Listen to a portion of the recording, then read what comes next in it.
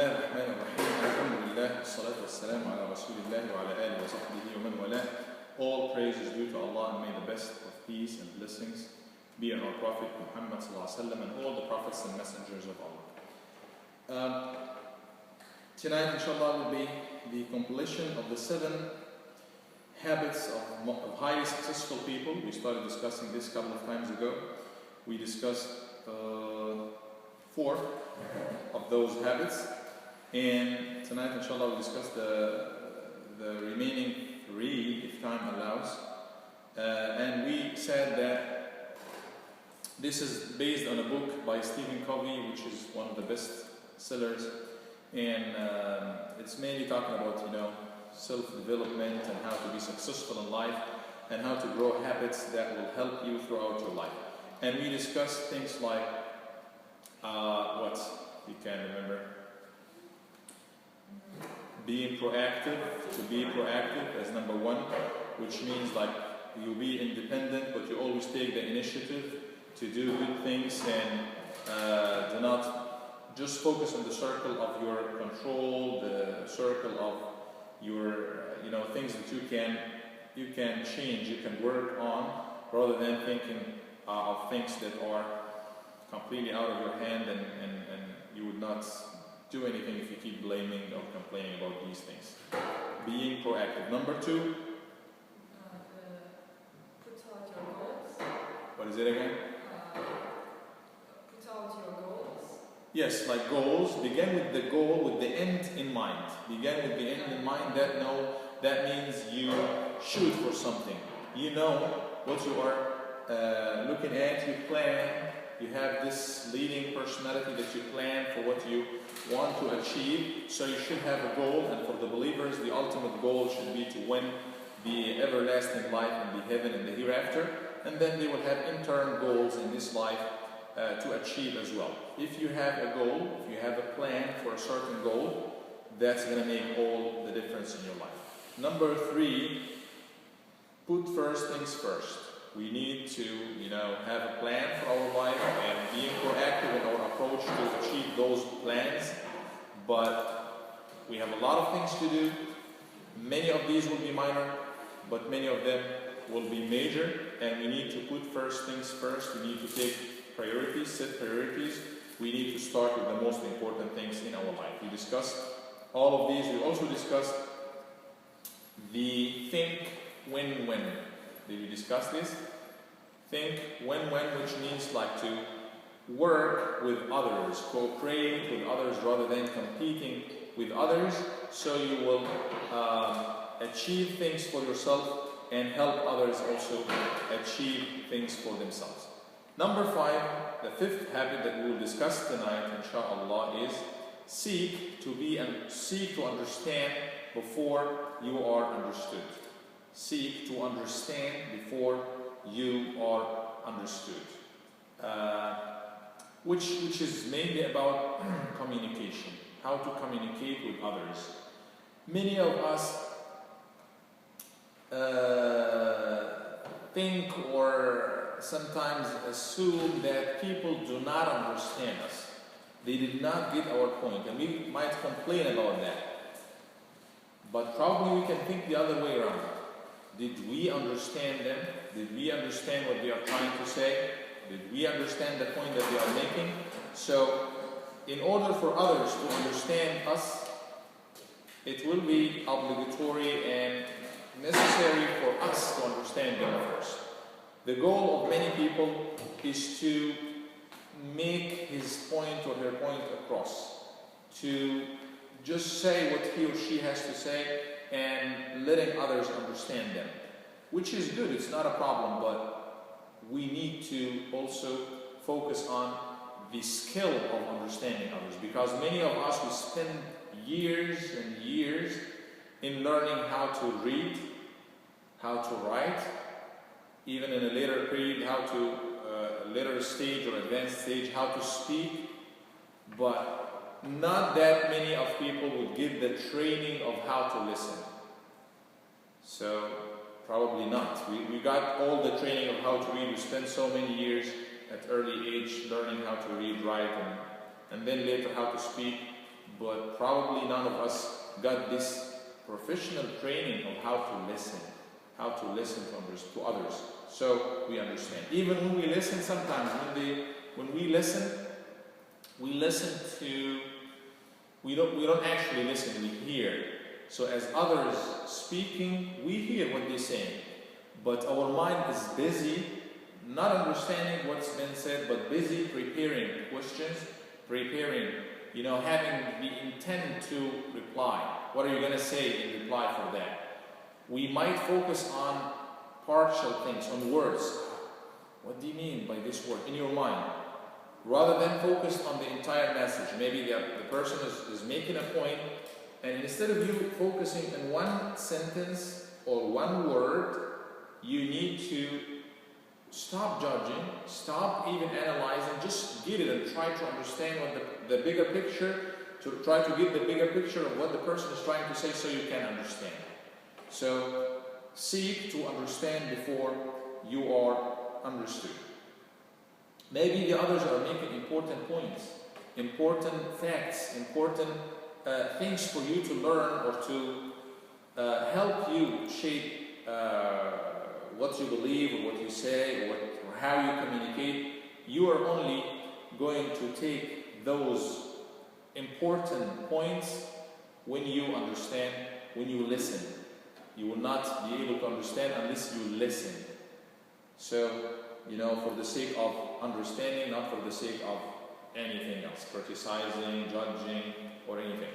And we read in the Quran so many communications or dialogues that go between two people in Surah Al-Kahf, chapter of the cave, one good person and the other person who was rich, but he had all of this, ego because of his money, because of his farms, and they had this communication, even between prophets, so many times, between Prophet Abraham alayhi salam and Namrud, one of those kings that was so corrupt that he said, when Ibrahim alayhi salam called him, he said, my Lord gives life and takes life. He said, I can give life and take life. And he called two slaves and he said, kill this and set this free. Now I give life and I take life. Sayyidina Ibrahim didn't even want to argue with him, because obviously he didn't give life or take life. Yes, he ordered somebody to be killed, but he can never give life in the beginning, to begin with. He said what? The reply was, my Lord brings the sun from the east. Can you bring it from the west? And he was over. So there was some kind of communication. You need to let the others finish so they make their point and it's clear, and you need to listen all across as they are saying, so you can understand. You give them time to make their points. And indeed Allah said in the Quran, He said, indeed, إِنَّ السَّمْعَ وَالْبَصَرَ وَالْفُؤَادَ كُلُّ أُولَٰئِكَ كَانَ عَنْهُ مَسْئُولًا. Indeed, the hearing, the eyesight, and the heart, all of these faculties, the person will be questioned about. And he started with hearing. He said, indeed, the hearing, you will be questioned about that. Because you can make, that's one of the inlets, eyes, hearing, all of that are inlets for your mind. What do you hear? What do you see? Because all of that, if you get it right, you're going to process, things right in your mind, which will shape your decisions, thoughts, and so many things in your life. So we have to communicate better. One of the ways to communicate better is try to understand what others are saying. Try to understand where they're coming from. And that will shape your communication as well. How to speak to them, how to talk to them. If you feel like if you are in their shoes, if you are in their position, you will get an understanding of what they feel, where they're coming from, so you will be able to communicate better. So you need to understand them, understand their situation, their stand, so you can communicate with them. The Ali ibn Abi Talib, the companion, radiallahu anhu, Allah be pleased with him, he said, حَدِّثُ النَّاسَ بِمَا يَعْرِفُونَ. Talk to people. When you communicate with people, communicate with them in something that they can understand, like up to the level of their understanding. أَتُرِيدُونَ أَوْ أَتُحِبُّونَ أَن يُكَذِّبَ اللَّهُ وَرَسُولُهُ. Do you like that Allah and His Messenger being denied, or being, when you speak to somebody something about Islam that they cannot realize at this point, like a child. You don't speak to him something that they cannot realize. Somebody who's in you, they cannot realize probably this point. Or in communications in general, you may have certain level of expertise that the other person didn't get it. So you need to come to the level. So, you will be able to communicate better with them. Speak with them or talk to them something that they understand.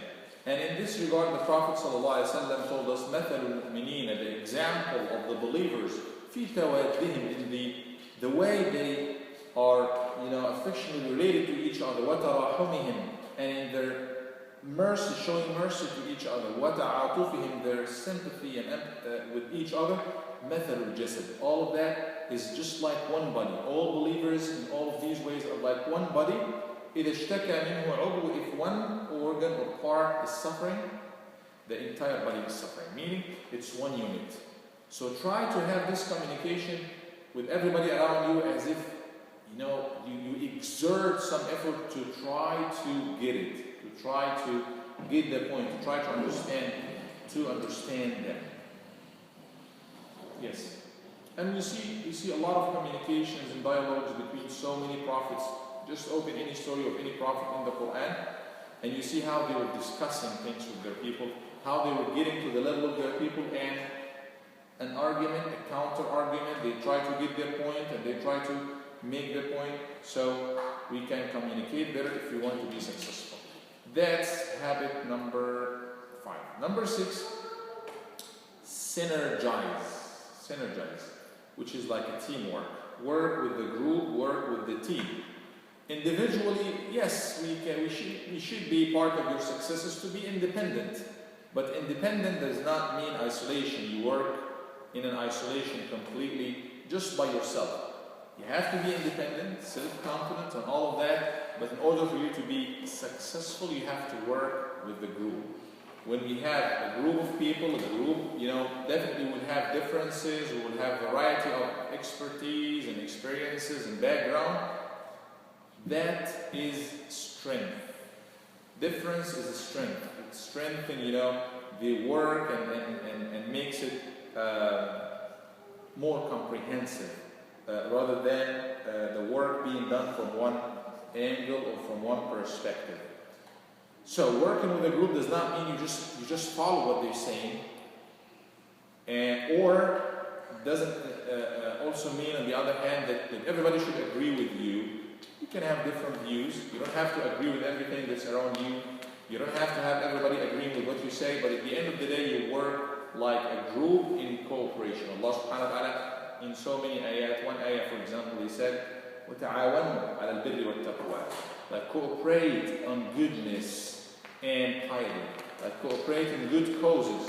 وَلَا تَعَاوَنُوا عَلَى الْإِثْمِ وَالْعُدْوَانِ, and do not cooperate on sin and aggression. So He set the parameters for us to work as a group. Work as a group towards goodness, achieving birr, righteousness, goodness, and taqwa, piety, or achieving something good. Working in a group and cooperation gives you the sense of equality. You're all equal. You are discussing one idea from the women perspective, youth perspective, elderly, this kind of expertise, that different kind of expertise, that makes the issue rich, or the discussion will be rich, and you will definitely come up with comprehensive results, rather than looking at it from one perspective. And at the end of the day, you take the input from here, the input from here, everybody feels, that you put your input in the table, you bring everything up to the table, so we are all equal. The women will make up certain points, or will achieve, or will, participate with something that probably men could not get it. Men will give their input that probably youth will not be able to provide it. Youth will have something that none of the above will be able to provide it. So we integrate, we work together, we complete each other, we work as a team, synergize. If we want to be successful, we have to work with other groups, your colleagues, your friends, your family members. And actually we are, if if you want to be really successful in life, you have so many circles around you. You can never live by yourself. You have the circle of your family, close ones, the circle of friends in school, the circle of work, people around you, the circle of, the street, clubs, whatever you are, any group that you are associated with.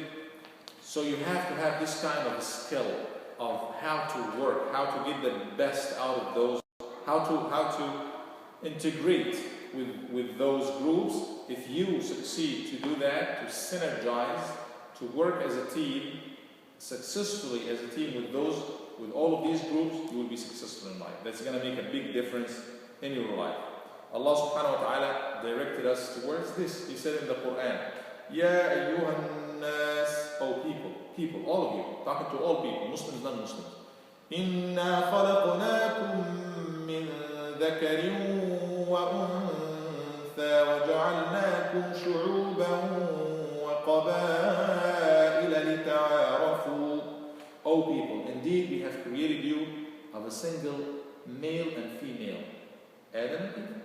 وَجَعَلْنَاكُمْ شُعُوبًا, and we made you into peoples, وَقَبَائِل, and tribes, so that you get to know one another. Allah created us and made us into different peoples, even though we are one. We're coming from one family, and one male and one female, one father, one mother. He said, He's reminding us with this unity, with this oneness, not sameness. We don't have to be the same. You don't have to speak the same language or look the same or have the same amount of whatever. But many times we might mix sameness with oneness. Oneness, we need to be one. Allah said, you are from one man and one woman, min dhakarin wa untha. But then we have made you into nations and tribes, or peoples and tribes. Different countries, different tribes, different classes, and so on.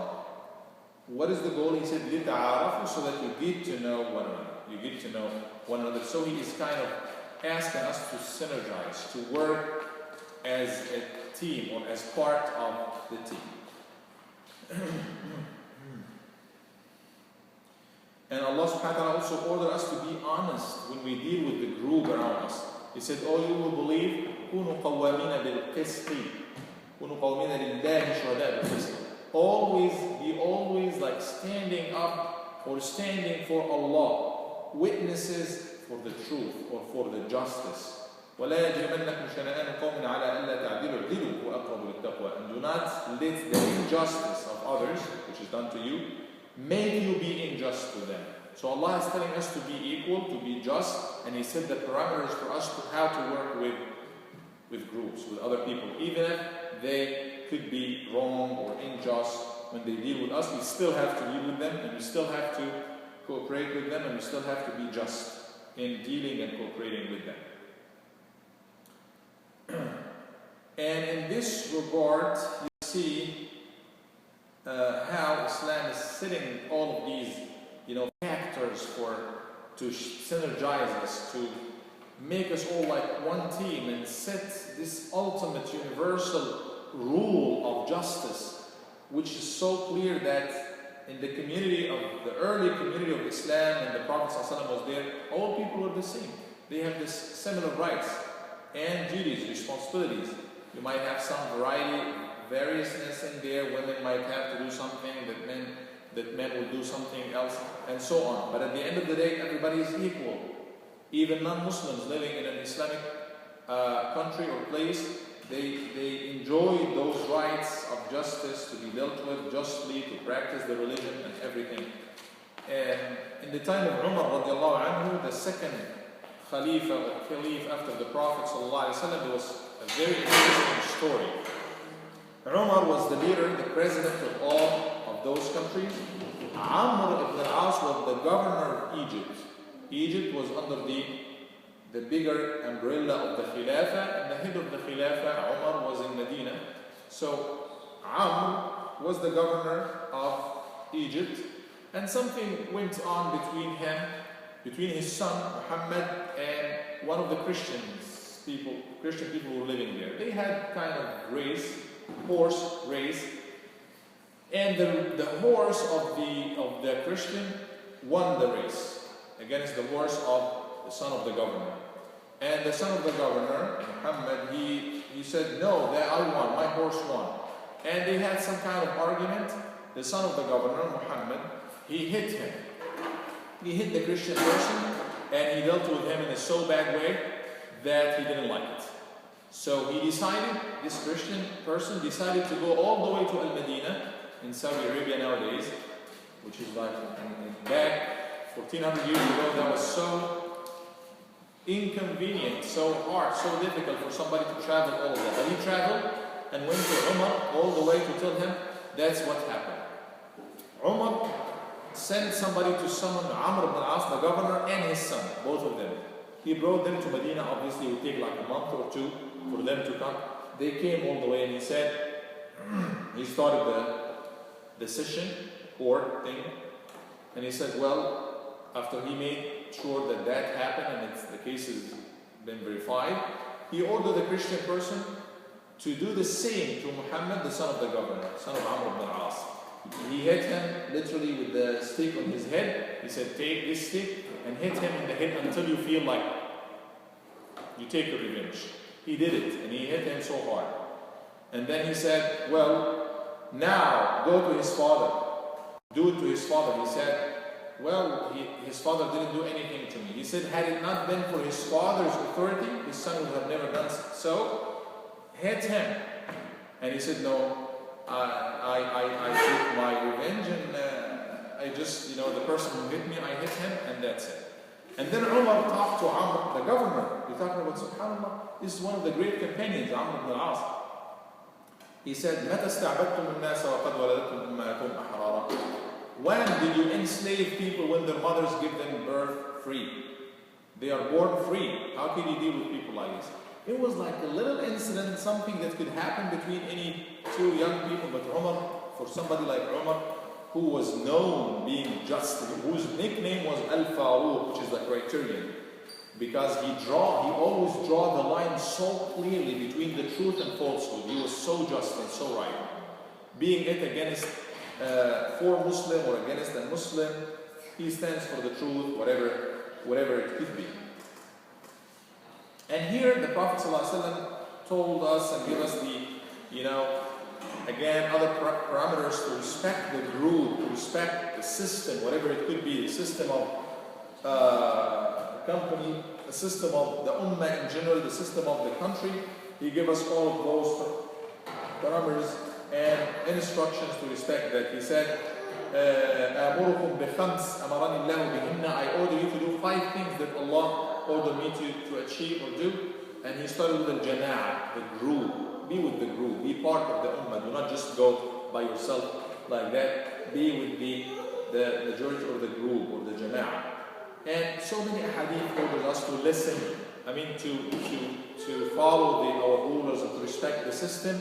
But that doesn't mean complete following on the right and the wrong. No. Just out of respect for the entire system, we follow. We listen, because you will definitely disagree with me. Every time you disagree with your ruler or the person in charge, you start your group, you go your own way. No system will recover or continue to exist like that. But you have to respect the entire system. You may agree or disagree with the ruler, but if overall they are good, there is a system, it should be respected. But if they are bad or doing something bad, you always have the right to stand up and with the intention to correct that. And you have the responsibility to correct whatever is wrong, being it in an individual, regular person, or even in the Khalifa, in the Emir. And the Prophet ﷺ draw our attention that a believer for another believer is just like a building, bricks of one building, enhancing one another. If you put one brick, it's not going to be as strong if you have like a wall, so many bricks enhancing each other, meaning he is again highlighting the factors of groups and working together, and together we are stronger. Number 7, the 7th habit is, which is the final one, sharpen the saw. Sharpen the saw. That, by this, he's referring to always reviewing Always have a stop and flashback in your life and yourself, maintaining yourself, evaluating yourself, renewing your life and renewing yourself, developing yourself, sharpen the soul. Always sharpen the soul. Many of us, like, we have this kind of stagnation in our life, which is like we have certain categories in our life that we definitely need to work on. If we work on those dimensions, we will have some kind of renewal, of maintenance, we will have another taste of life. Mainly, or basically, those are the physical, and one side, the physical dimension of your life, the physical part. Social and emotional is the second. The mental and the spiritual aspects. If we work on the four of those aspects, we will have some kind of renewal for our life. We will have some kind of, development in our life. For physical, for example, we need to work on beneficial eating. That's something that will definitely reflect on our bodies and our physique. Exercising and resting. Many people, they have physical problems because they do not eat healthy, they do not exercise, they do not rest well, or get enough rest. So that's one dimension that we need to, if you want to sharpen the saw, which is like you have a better approach in life and renew your life and develop your life, work on the physical dimension as one area. The second area is social and emotional. We need to making social and meaningful connections with others. We have so many groups, so many people around us, and we know how much it affects us, positively or negatively, our relationship with others. If you have a husband that's giving you a hard time, or a marriage that's failing, that's going to drastically affect you. If your relationship with your kids is not that good, with your friends, with your mother, father, with your people around you, that's definitely going to affect you drastically. But if you have those things good, like you have good social relationship with people, you have good physical habits, it's going to make a big difference. The third area is the mental. You can develop mentally by learning, not always staying where you are, learning and developing, reading, writing, and teaching. All of the process of any mental process will definitely add to you. Spiritual, which this is something that's in there for prayers, for meditation, for thinking, like looking at the nature around us and give our spirits or our spiritual dimension some chance to reflect and to work. So if we work on those four dimensions or areas, the physical, the social and emotional, the mental and the spiritual, we will have a big difference in our life rather than this kind of stagnation or life is boring because you are physically same habits, socially, emotionally, nothing in you. Mentally, you do not learn anything new, you do not read, you do not write. Spiritually, even the spiritual things that we have, it turns to mechanical things and we do not get the benefits out of them. So let's activate all of that so we recharge those batteries of life. We recharge, we maintain ourselves, we open new opportunities for us. And Allah subhanahu wa ta'ala is providing us with so many things to do that. As we know, He breaks our routine every now and then by Ramadan fasting, for example. 1 month in the year. It comes sometimes in the winter, sometimes in the summer. You break, you shatter your routine. Hajj, for example, is a trip that you go and have a new experiences, very wonderful experience that has spiritual and physical dimensions. Prayer, it has also spiritual dimension, it has physical dimension into it. You are actually exercising by bowing down and making sujood, prostrating, standing up, and all of that, as well as the spiritual dimension to it. Zakat, thinking of others, paying money to others or helping others. So our religion is providing us with some of these, but we need to work on this. Like even in our religion, it's helping us develop socially and emotionally, because He promised 27 times reward if you pray in group rather than praying by yourself. So if you pray by yourself, you're gonna take 27 times more reward if you pray with the group. Like if you pray with the group, 27 times more than praying by yourself. And so many, like a Hajj, we said, for example, it's going to involve so many of those. It's going to have the mental aspect, because you have to read about it and understand it and learn it and so on.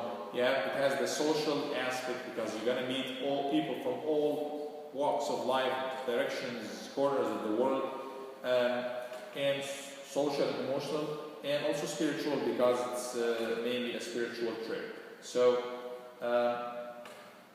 those habits, will help us achieve success or make us effective in our life. Let's go over them quickly with you. Number one, be proactive. This is kind of an approach that you adopt. Make decisions, work hard, work positively or think positively. Be proactive. Number two, begin with the end of mind.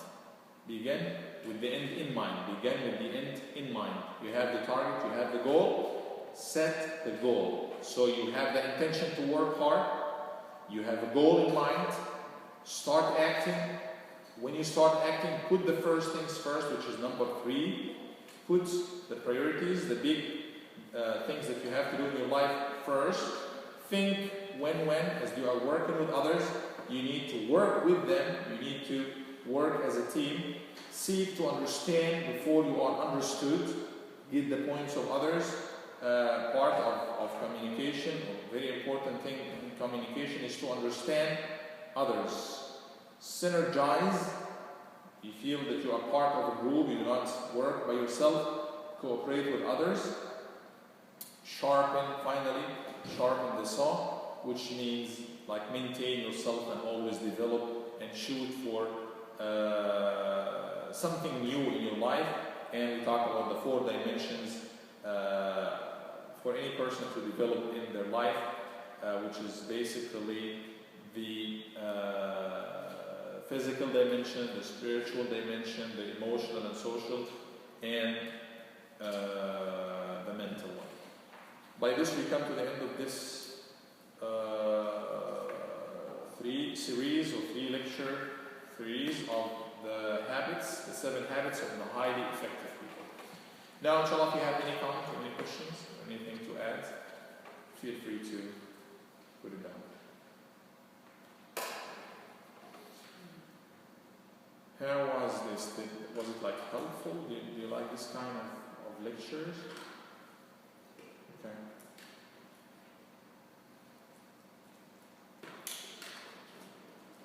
Okay, so next time is going to be, inshallah,